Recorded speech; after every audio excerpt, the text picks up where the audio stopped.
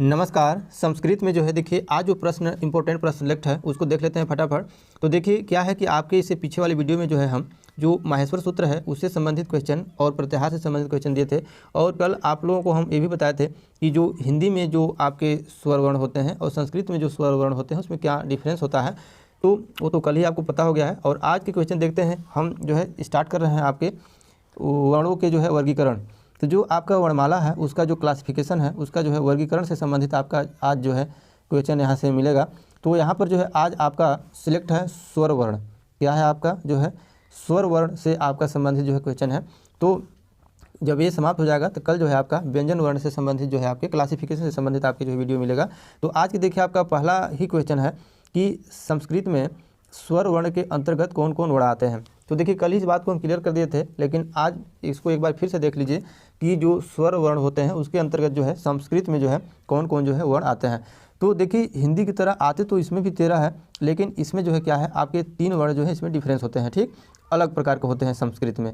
तो देख लेते हैं कौन कौन होता है फटाफट। तो देखिए इसमें उसी क्रम में लिखने से आगे बार बार जैसे पीछे भी उसी क्रम में लिखे थे, तो उस क्रम में लिखने से क्या होगा कि आपका जो है जो आगे के प्रश्न है वो आपके जो है थोड़ा सा आसान हो जाएगा। तो देखिए इसमें क्या है आपका जो अक जो प्रत्याहार होता है उसके अंतर्गत जो है क्या है पहला लाइन बनता है आपका तो अ ई आपका उ आपका क्या है री और क्या है आपका एक हो जाता है री, ठीक।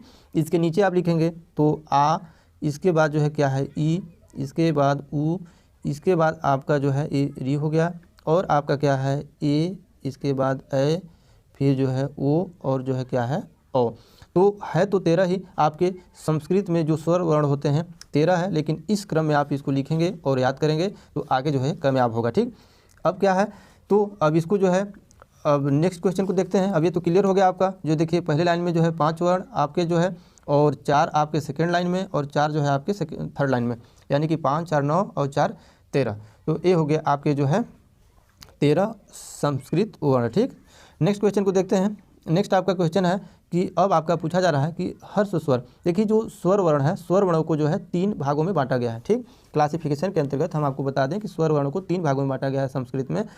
तो एक तो आपका जो है हर्ष स्वर होता है और एक होता है आपका दीर्घ स्वर होता है और एक होता है आपका जो है प्लुत स्वर होता है। अब इससे संबंधित जो है क्वेश्चन हम आपके दे रहे हैं और उसी में देखिए आगे क्या है आपका अनुनासिक और जो है अनुनासिक 2 क्वेश्चन और इसमें है।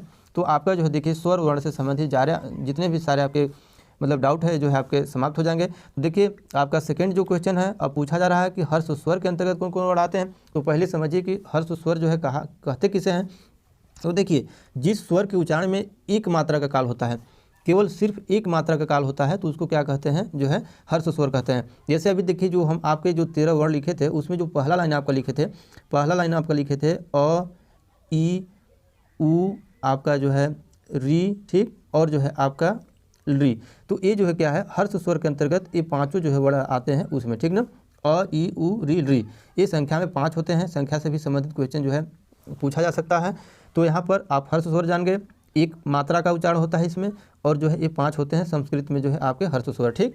नेक्स्ट आपका क्वेश्चन है कि जो है दीर्घ स्वर के अंतर्गत कौन कौन वर्ण आते हैं। तो देखिए जो दीर्घ स्वर होते हैं पहले समझते हैं कि दीर्घ स्वर जो है कहते किसे हैं। तो देखिए जिन स्वर के उच्चारण में 2 मात्राओं का काल होता है, 2 मात्राओं का बोध होता है, तो वो कहलाता है आपका जो है दीर्घ स्वर। अब दीर्घ स्वर के अंतर्गत आते कौन कौन है।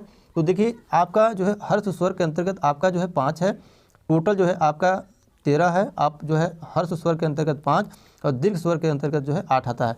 जो नीचे वाले जो है 4 जो है 2 लाइन हम लिखे थे आपके अभी, वही आपके क्या है दीर्घ स्वर है। जैसे देखिए आपका हो गया आ और ई उ और क्या है आपका एक जो है री, बड़ा री हो गया ई, और फिर ए और ए ओ और जो है ओ। ये जो है 8 जो है स्वर वर्ण क्या है आपके दीर्घ स्वर के अंतर्गत आते हैं। इसमें 2 मात्राओं का बोध होता है, ठीक, और जो अभी जो 5 बताए थे उसमें 1 मात्राओं का बोध होता है। अब नेक्स्ट सवाल को देखते हैं। नेक्स्ट सवाल आपका है पूछा जा रहा है कि जो है प्लुत स्वर किसे कहते हैं या कैसे बनता है। तो देखिए प्लुत स्वर जो होता है अब जिन स्वर के उच्चारण में 3 मात्राओं का बोध होता है। अब देखिए उसी क्रम में चल रहा है, इसमें जो है 3 मात्राओं का जब बोध होता है तो क्या होता है उसको जो है प्लुत स्वर कहते हैं। अब देखिए प्लुत स्वर, अब जैसे इसमें एक एग्जांपल आप ले लीजिए। जैसे आप कहीं भी आप लिखा हुआ आप देखते हैं, जैसे अगर ओम लिखा हुआ है तो बीच में 3 लिख दिया जाता है और यहाँ इस तरह से, ठीक।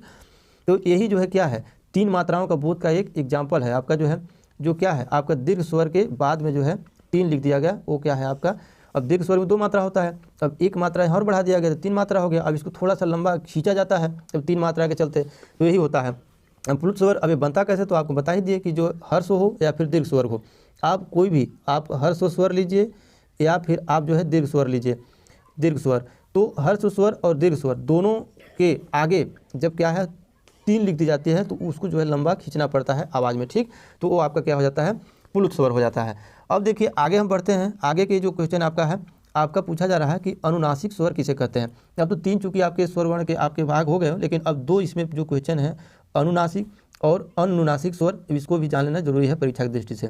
तो अनुनासिक स्वर किसे कहते हैं, तो देखिए जो अनुनासिक जो स्वर होता है क्या होता है कि ये जो है नासिका से बोला जाता है। ये जो है एकदम आपका सबसे ही क्लियर हो रहा है कि ऐसे वर्ण जो मुख सहित क्या है आपका, ऐसे आपका वर्ण जो क्या होता है कि मुख सहित उसको नाक से जो है क्या होता है, नासिका से उसको जो है बोला जाता है, तो उसको क्या बोला जाता है, मुख सहित आपका जो है नासिका, मुख सहित आपका क्या हो गया, आपका नासिका, ठीक।